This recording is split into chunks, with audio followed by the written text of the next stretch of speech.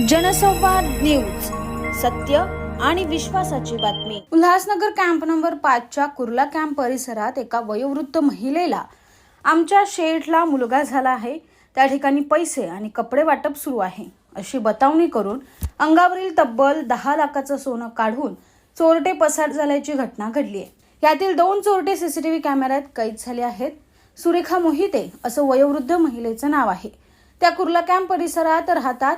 14 February सायंकाळी 6 वाजण्याच्या सुमारास सुरेखा या भाजीपाला खरेदी करण्यासाठी घराबाहेर पडल्या। त्यावेळी अनोळखी एक पुरुष रस्त्यात भेटला आणि आमच्या शेठला मुलगा झाला आहे, त्या ठिकाणी शेठ पैसे आणि कपडे वाटप करत आहे अशी बतावणी करून एका गल्लीत नेलं आणि अंगावरील सोनं काढून 2 चोरटे पसार झाले आहेत। यात तब्बल 10 लाखाचं सोनं असल्याचं म्हणणं सुरेखा यांचं आहे। आता या प्रकरणी हिल्लाइण पोलीस ठाण्यात गुन्हा दाखल झाला असून पोलीस सीसीटीव्ही फुटेजच्या आधारे चोरट्यांचा शोध घेत आहे। दरम्यान पोलिसांनी जलद गतीने तपास करून पुन्हा सोनं मिळवून द्यावं अशी अपेक्षा सुरेखा यांनी व्यक्त केली। का तुळशीराम मोहिते, मी बटाटे आणायला गेले होते, भाजी आणायला।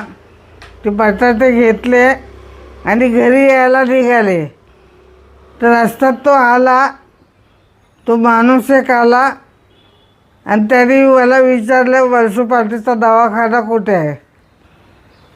तितक्यात त्यांनी बदली केलं कि माझे सेठला 10 साल के बाद लड़का हो गया है, वो उधर दांत दे रहा है,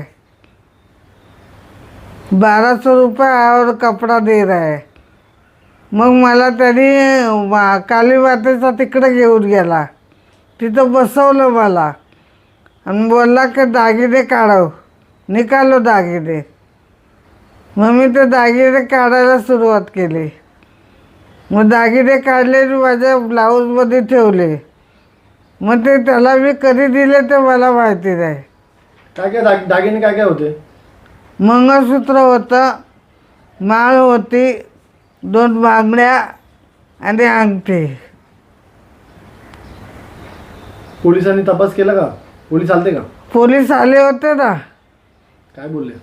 रात्री पोलीस आलेले, सकाळी आलेले, काल आलेले। जनसंवाद न्यूज, सत्य आणि विश्वासाची बातमी। आजच सबस्क्राईब करून बेल आयकॉनला क्लिक करा आणि पहा ताज्या घडामोडींचा अचूक अंदाज आपल्या मोबाईलवर।